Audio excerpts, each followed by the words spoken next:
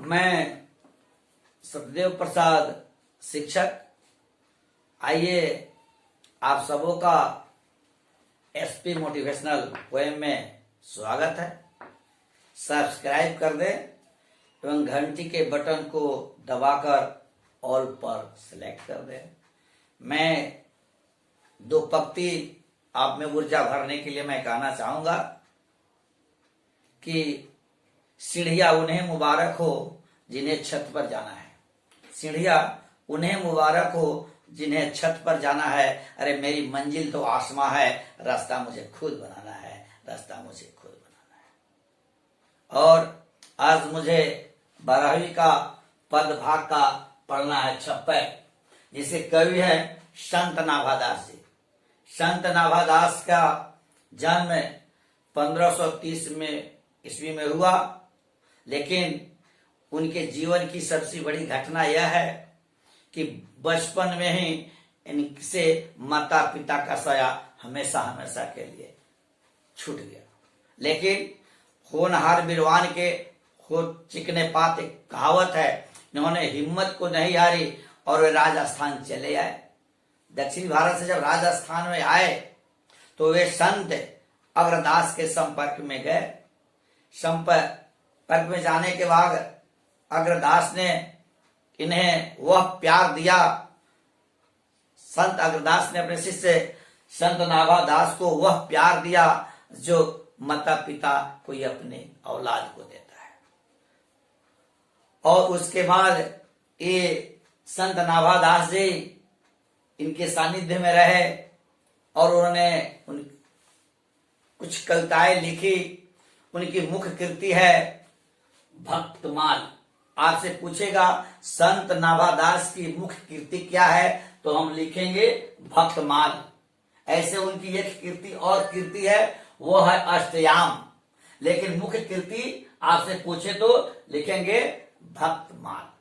आपसे यह भी प्रश्न पूछेगा भक्तमाल क्या है, तो भक्तमाल में भक्तों के जीवन की माला है। उसमें भक्तों की जीवन कैसी होनी चाहिए, भक्तों की जीवन में कैसे चलना चाहिए, भक्तों को कैसे मार्ग को अपनाना चाहिए, इसी के बारे में संत नाभादास जी ने भक्तमाल में चर्चा की है। आपसे पूछेगा कि संत नाभादास का जन्म कब हुआ था, तो हम बतलाएंगे कि जन्म 1530 ईस्वी में। कब बतलाएंगे? 1530 ईस्वी में। अगर आपसे पूछेगा कि संत नाभादास किसके समकालीन थे, तो हम लिखेंगे संत नाभादास संत तुलसीदास के समकालीन थे। अगर आपसे पूछे कि संत नाभादास किसके शिष्य थे, तो अग्रदास के शिष्य थे। आपसे पूछेगा कि संत नाभादास किस परंपरा के थे, किस मार्ग को अपनाया, कौन से मार्गी थे, तो हम लिखेंगे कि संत नाभादास जी राम मार्गी थे। और एक सबसे बड़ी बात यह है कि संत नाभादास जी ने अपने जीवन में संत कबीर और संत सूरदास को बड़ा ही महत्व दिया, और इसीलिए उन्होंने महत्व तो दिया है, साथ साथ उन्होंने 56 कविता भी लिखी। 56 कविता में 6-6 पंक्ति का 2 छंद है। 6-6 पंक्ति का 2 छंद है, इसीलिए इनकी कविता का नाम 56 है। आज अब मुझे यह पढ़ना है कि एक एक करके प्रश्नों का उत्तर मुझे बताना है। पहला प्रश्न है कि नाभादास ने 56 में कवि की किन विशेषताओं का उल्लेख किया। तो संत नाभादास जी ने जब कबीर के बारे में लिखा तो उन्होंने यह कहा कि संत कबीर ऐसे संत हैं जो विपरीत परिस्थितियों में भी चलने का काम किया। उन्होंने सत्य बोलने का काम किया, उन्होंने कभी डरने का काम नहीं किया। संत कबीर ने लोगों को यह बताया कि जो व्यक्ति भक्ति से अलग हो जाते हैं, मानो वह अधर्म कर लेते हैं, मानो वे अधर्म कर लेते हैं। उन्होंने संत कबीर ने कभी से डरने का काम नहीं किया, हमेशा उन्होंने सत्य बोलने का काम किया। किसी भी परिस्थितियों में उन्हें वह डरने का काम उन्होंने नहीं किया। उन्होंने जीवन में लोगों के दान को महत्व को बतलाया, यज्ञ तप ज्ञान के महत्व को बतलाया। लेकिन जब उन्होंने यह बतलाया, यज्ञ तप भजन के महत्व को बतलाया, लेकिन उन्होंने यह कहा कि भजन ऐसा हो जिसमें दिखावटीपन ना हो, दान ऐसा हो जिसमें दिखावटीपन ना हो, बल्कि उन्होंने कहा कि भजन हो, यज्ञ हो, दान हो, लेकिन दिखावटीपन नहीं हो, कभी अंधविश्वास नहीं हो, कभी भी ढकोसला नहीं हो।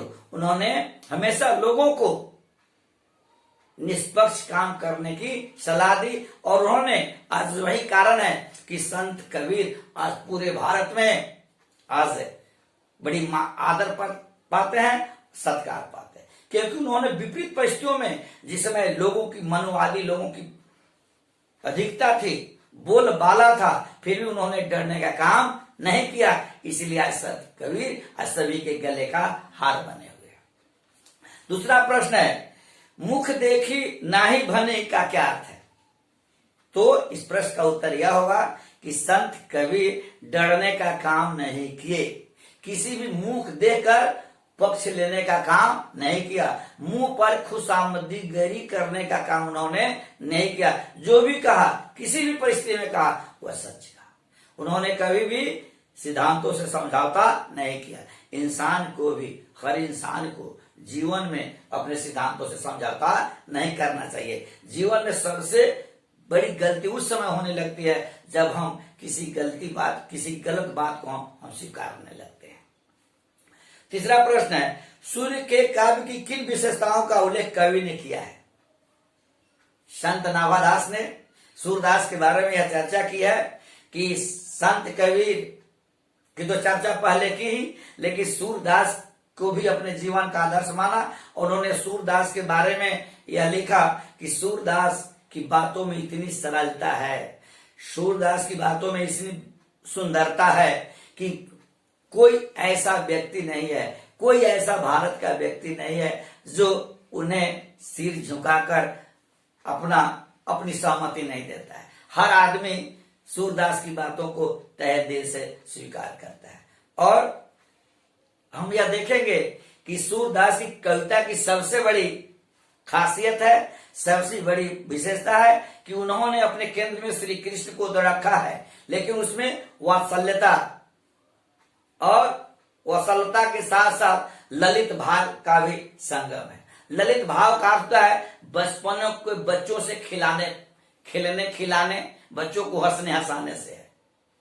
तो सूरदास की पंक्ति में लालित्य भाव भी है, वात्सल्यता का भी बड़ा ही सुंदर संगम है। साथ ही साथ इसमें कृष्ण की रासलीला और बाल लीला का भी वर्णन है। सूरदास की कविता में हम सबसे बड़ा गुण इसमें पाएंगे कि जो भक्त सही में भक्त होता है, वो चाहे वह सूरदास हो या कबीर हो या तुलसीदास हो या और कोई हो, सबसे बड़ी भक्त की विशेषता यह होती है कि वह अपने को समर्पित कर देता है। जब तक आप में त्याग की भावना नहीं आएगी, जब तक आप में समर्पण की भावना नहीं आएगी, तब तक आप भगवान से सच्चा प्रेम नहीं कर सकते। ठीक उसी प्रकार सूरदास ने अपना सब कुछ त्याग दिया, अपना जीवन ही श्री कृष्ण के चरणों में समर्पित कर दिया। इनके जीवन की मुख्य धारणा है। चौथा क है, सूर कवि सुनी कौन कवि जो नहीं सिर चालन करे। सूरदास जी के बारे में कहते हैं नाभादास जी की कौन ऐसा व्यक्ति है जो सूरदास की बातों को सुनकर, सूरदास की बातों को समझकर अपनी सहमति प्रकट न की, और कौन सा ऐसा व्यक्ति है जो सूरदास की बातों को सुनकर अपना सिर नहीं झुकाया। अगली पंक्ति है, भक्ति विमुख जे धर्म सो सब अधर्म करी गए। उन्होंने हमें कहा। लेकिन एक बात मैं आपको बतलाना चाहूंगा, जब अर्थ स्पष्ट करना हो की बात हो या व्याख्या करने की बात हो, तो यहाँ तो अर्थ स्पष्ट करने की बात है, तो मुझे पहले लिखना होगा, पहले ही लिखना होगा कि प्रस्तुत पंक्ति छप्पे से ली गई है, जो संत नाभादास द्वारा लिखित है। पहले हम जब भी अर्थ लिखेंगे या व्याख्या करेंगे तो यह पंक्ति कहां से ली गई है, इसके संबंध में मुझे स्पष्ट करना पड़ता है। अगर आपसे पूछे कि भक्ति बुभुक्ष जो धर्म सो अब सब अधर्म करेगा है, का लिखेंगे कि प्रस्तुत पंक्ति संत नाभादास द्वारा लिखित छप्पे छंद से ली गई है, जिसका अर्थ होता है कि जो व्यक्ति भक्ति से अलग हो जाता है वो अधर्म के रास्ते पर चल पड़ता है। जो व्यक्ति भक्ति से अलग हो जाता है, जो व्यक्ति धर्म से अलग हो जाता है, जो व्यक्ति सत्य से अलग हो जाता है, मानो वह अधर्म के रास्ते पर चल पड़ता है, मानो वह गलत रास्ते पर चल पड़ता है। पांचवा है पक्षपात नहीं वचन सभी के हित की भाषी। इस पंक्ति में कबीर के किस गुण का परिचय दिया गया है? संत नाभादास जी बतलाते हैं कि संत कबीर ऐसे हुए जिन्होंने जीवन में कभी पक्षपात नहीं किया, सत्य को ही उन्होंने जीवन का आधार माना, सत्य को ही जीवन का उन्होंने अवलंब माना, अवलंब आधार माना, उन्होंने कभी भी पक्षपात नहीं किया। इसीलिए तो हम देखते हैं कि संत कबीर आज हिंदू और मुसलमान सबों में पूजनीय है, क्योंकि दोनों के बीच जो खाइया है उसको पाटने का काम किया, और जो आडंबर है, ढकोसला है, उसका विरोध करने का उन्होंने काम किया। जैसे संत कबीर ने हिंदुओं से कहा, हिंदुओं को भी कहा कि पाहन पूजे हरि मिले तो मैं पूजू पहाड़, पाहन पूजे हरि मिले तो मैं पूजू पहाड़, ताते से वह चाक भले पीस खाए संसार।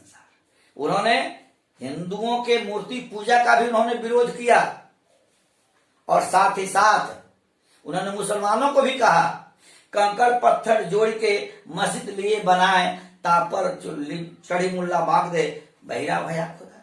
उन्होंने मुसलमानों को भी कहा क्या मस्जिद बना लेने से, मुर्गा की तरह बाग देने से क्या अल्लाह ताला मिल जाएंगे? उन्होंने कभी भी डरने का काम नहीं किया, उन्होंने जीवन की सच्चाई जो है उसी को उन्होंने स्पष्ट करने का काम किया, उन्होंने कभी भी गलत बोलने का काम नहीं किया। इसी के बारे में हम लिखेंगे कि संत कबीर ने कभी भी किसी से डरने का काम नहीं किया, और जो भी बोला सत्य बोला, चाहे उसके लिए जो भी उसे परेशानियां झेलनी पड़े। अगला है कि कबीर ने भक्ति का कितना महत्व दिया, कबीर ने भक्ति को कितना महत्व दिया, इसके बारे में मुझे पढ़ना है कि कबीर ने यह बताया, संत कबीर ने यह बताया कि इंसान को जीवन में भक्ति को अपनाना चाहिए। भक्ति का अर्थ इन्होंने लगाया सत्यता से लगाया, भक्ति का अर्थ इन्होंने धर्म से लगाया। इन्होंने कहने का अर्थ है कि आप दान दें, यज्ञ करें, भजन करें, लेकिन इसमें हकीकत हो, दिखावटीपन ना हो। उन्होंने कहा भगवान है, हम मानते हैं, लेकिन दिखावटीपन करने से, अंधविश्वास में जकड़े रहने से भगवान नहीं मिल जाएंगे। अंधविश्वास में जब तक हम रहेंगे, अंधविश्वास में रहने का मतलब है कि भगवान से दूर होना। लेकिन उन्होंने यह भी कहा कि समाज में कुछ ऐसे लोग हैं जो अंधविश्वास में जकड़े हुए रहते हैं, अंधविश्वास में फंसे हुए रहते हैं, दिखावटीपन में लगे रहते हैं, लेकिन उनको एहसास नहीं होता। तो संत कबीर ने वैसे लोगों को समझाने का यह प्रयास किया कि जीवन में हमेशा सत्य को अपनाना चाहिए। जब तक जीवन में हम सत्य को नहीं अपना पाएंगे तब तो मेरा काम ठीक से नहीं चल पाएगा। यानी सत्य काम नहीं करने का मतलब है, सत्य नहीं बोलने का मतलब है कि अधर्म के रास्ते पर जाना। इसलिए उन्होंने कहा कि नहीं, जीवन में हो, जीवन में धर्म हो, भक्ति हो, भक्ति से विमुख व्यक्ति नहीं होना चाहिए। जीवन में हम करते हैं तो वो धर्म नहीं है, अधर्म है। ठीक है। जय हिंद, जय भारत।